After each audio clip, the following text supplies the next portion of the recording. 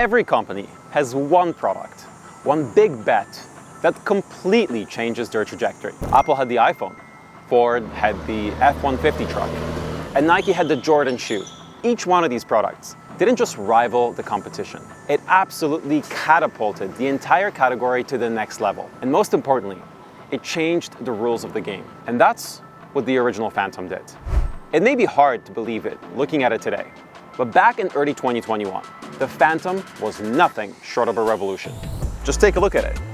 The signature muscular silhouette, the first quadruple suspension system, dual motors with a 52-volt battery, hex display, and of course, the tucked-in cable and hidden screws.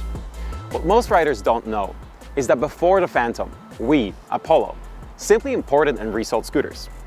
But it didn't take very long for us to get frustrated with the quality of products and the lack of response from manufacturers. So, we decided to take matters into our own hands and bet everything we had on one product.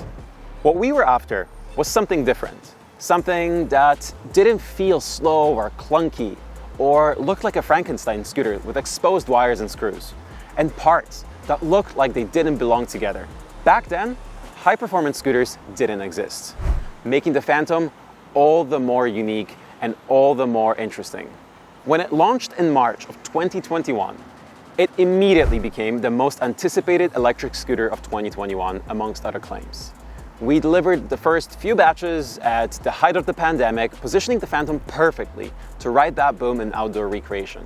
But if there's one thing you need to know about scooters, it's that they age faster than any other vehicle. So if this 3-year-old model looks old today, it's because, well, it is. And that is a testament to how fast the electric scooter industry is evolving. So we had no choice but to keep improving, to keep making things interesting by releasing a new version each year to stay on top of the game. What followed was the Phantom V2 the year after with some marginal improvements, and yes, I know you want to know what was different about it, but let me tell you a secret.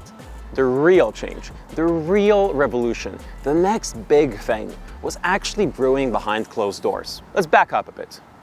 Part of getting a high-performance scooter back in 2021 or 2022 was signing up to drive what essentially felt like a lawnmower or a tractor, a scooter with non-existent throttle control. You either didn't press it and it didn't move, or you touched it just a little bit and the scooter went full speed.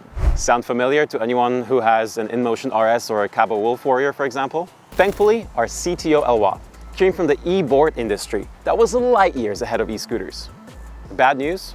The solution to this problem didn't exist. In fact, a new throttle wouldn't even fix it. It required a whole new controller. So we got to work on the first Mac controller, and pretty quickly we got told that what we wanted, which was high performance and precise control over discharge, was impossible.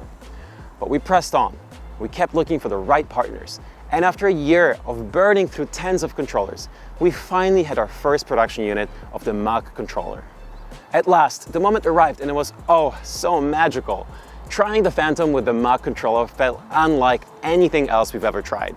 The unbroken horse turned into a pony, the beast was tamed. And all of a sudden, power and torque no longer felt intimidating. It felt exciting. Our riders started reaching out to tell us that their wives were riding the Phantom and enjoying it.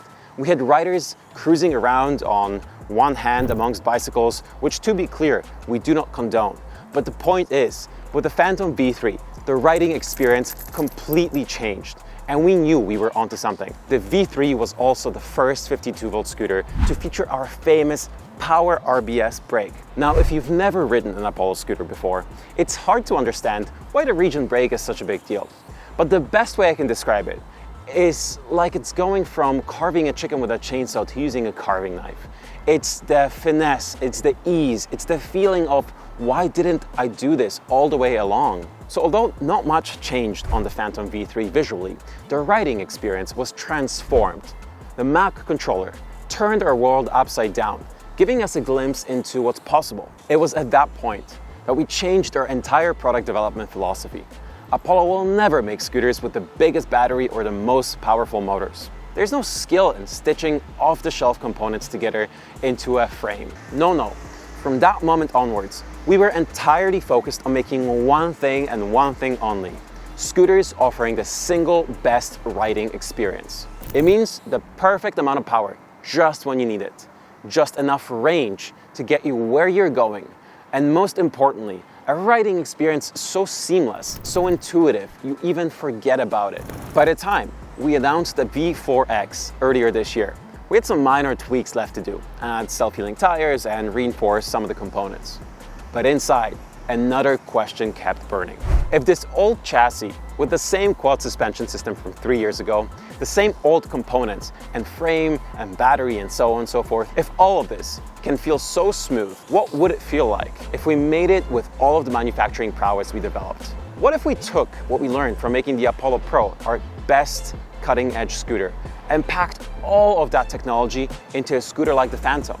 What if we used our own factory floor, our 50-person team in China, along with all the QC processes we've developed to make this into a hand-built masterpiece of a machine? And lastly, what if we brought our own, now Red Dot Award-winning design team to work on a high-performance, dual-motor scooter and gave them a simple brief: remake a legend?